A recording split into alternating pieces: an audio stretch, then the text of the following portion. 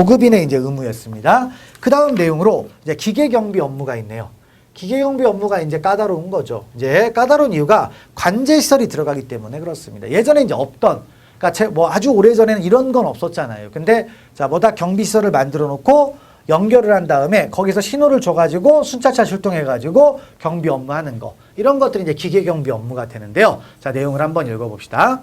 자, 기계경비 업무를 수행하는 경비업자는 경비 대상 시설에 관한 경보를 수신한 때에는, 자, 일단 수신했네요. 경보를 수신했어요. 지금 누가 들어왔다. 그러면 신속하게 쪽에서 대응 조치를 취하게 돼 있다라는 거죠. 그래서 보통 이제 차량 출동하는 거죠. 그래서 간혹 가다가 우리 길 가다 보면은 뭐 있죠? 그런 경비업체 차량이 사이렌 켜고 가는 경우가 있어요. 바로 요거죠. 수신을 했다. 경보를 수신했다 이거죠. 그러면 신속하게 갖추는 거고요. 근데 이제 대응 체제가 어떻게 되느냐? 예를 들어서 경보 수신하고 다음 날 가면 무슨 의미가 있어요? 그래서 자, 뭐다 늦어도 얼마? 25분. 그러니까 대응 체제는 최소한 몇 분? 25분 이내에.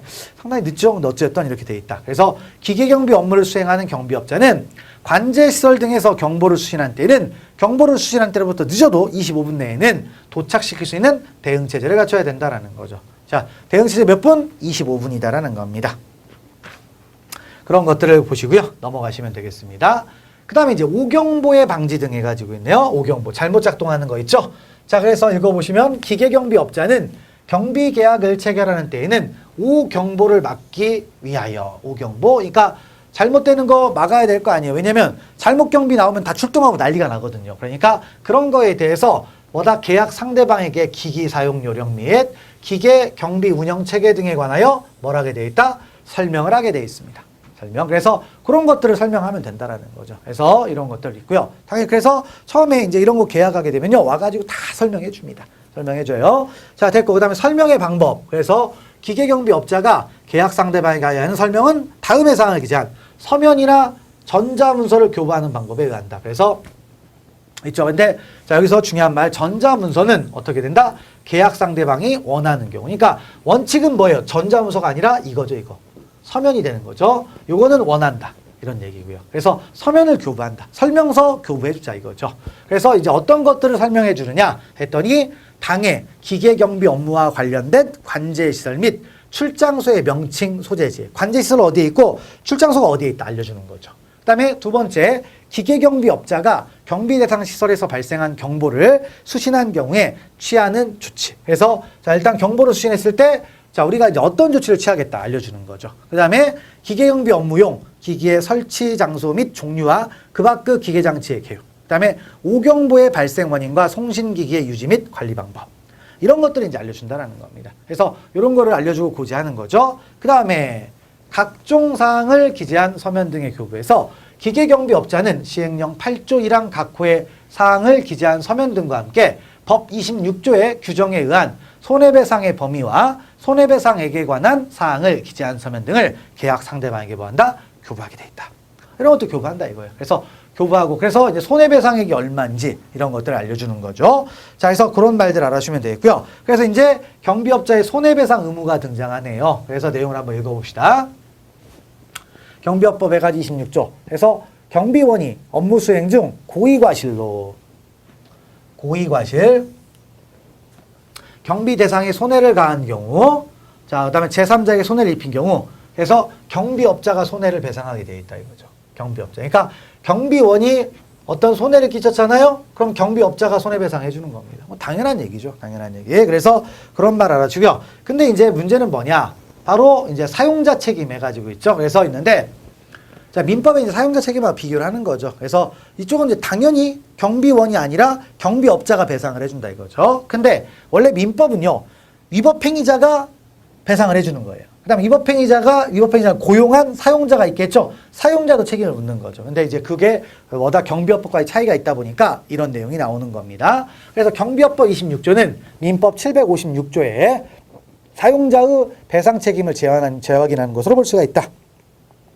그래서 경비업법 26조가 없더라도 경비업자는 사용자로서 피용자인 경비원의 일정한 행위에 대하여 사용자 책임의 일반 이론에 의하여 배상 책임을 져야 하는 것이다. 그래서 그런 부분. 그러니까 결국엔 경비업법 몇 조? 26조는 민법 756조와 동일하다. 그런 취지죠. 그래서 있고요. 그래서 이제 사용자 책임에 의해 가지고 한번 보자 이거죠. 사용자 책임. 그래서 사용자 책임 뭐냐 했더니 자, 사용관계에 있는 피용자가 그 사무집행에 관하여 타인에게 가행을 한 경우에 사용자가 이로 인한 손해배상 책임을 피해자에게 부담하는 것이다. 있고요. 사용자 책임은 보상 책임에서 이론적 근거를 할 수 있다. 보상 책임은 타인을 사용할 이익을 얻는 자는 이에 따른 손해도 분담하는 것이 손해의 공평한 배상이라는 이념에 적합하다. 그래서 공평배상이다. 이런 것들 이제 그 보상 책임.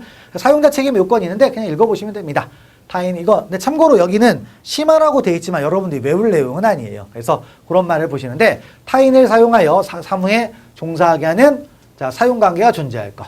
계약이 있다라는 거죠. 그다음에 피용자의 가행위가 불법행위 일반 요건을 충족시켰을 것. 그다음에 피용자가 제3자에게 손해를 가할 것. 그다음에 가행위가 사무집행과 관련이 있다. 그다음에 사용자가 면책 규정이 면책사유 있음을 입증하지 못할 것. 왜냐? 면책사유는 뭐냐면 예를 들어서 그 경비원 순수 개인의 일탈행위가 있을 수도 있잖아요. 그러니까 그런 것들은 자, 우리가 감독할 만큼 했는데 했다. 그러면 경비업자는 책임을 안 지겠다는 뜻입니다. 그러면 누가 책임져요? 경비원이 다 책임을 지는 거죠. 그래서 이 부분 있죠. 그래서 자, 사용자가 면책사유 있음을 입증하지 못할 것. 면책사유 입증하면 빠져나가는 겁니다. 그래서 마저 읽어볼까요?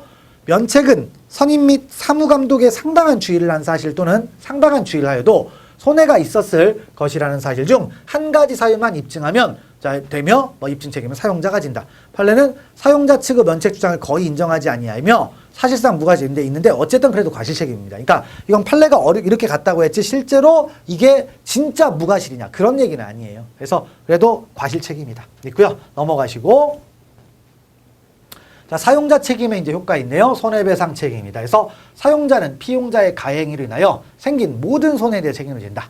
뭐 그런 말이 있고요. 그 다음에 피용자의 책임에서 사용자나 대리감독자가 책임을 지더라도 피용자의 책임이 면제되는 것은 아니다. 그래서 어떻게 돼요? 자, 구상권을 행사하는 거죠. 그러니까 만약에 경비원 개인이 어떤 행위를 해가지고 경비업자가 손해배상해줬죠? 그러면 경비업자는 경비원한테 구상을 합니다. 너 때문에 돈 썼으니까 받아내는 거죠. 그래서 그런 말들이 등장합니다. 구상관계. 그래서 있고요. 넘어가시면 됩니다. 자, 그리고 이제 오작동 방지 의무 해가지고 이제 가볍게 읽어보시고 넘어가시면 되겠죠.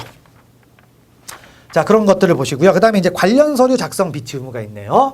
자, 이제 기계경비업자는 이제 관련 서류도 다 사무실에 갖다 놔야 되겠죠. 자, 마저 읽어봅시다. 기계경비업자는 대응 조치 등 업무의 원활한 운영과 개선을 위하여 대통령령이 정하는 바에 따라 관련 서류를 작성 뭐한다? 비치하게 돼 있다. 됐고, 그 다음에 기계경비업자의 관리 서류 해가지고 있죠. 출장소별 비치 서류에서 기계경비업자는 출장소별로 다음 사항을 기재한 서류를 갖추어 두어야 된다. 그래서 다음 사항이 이제 뭐가 있습니까? 출장소별.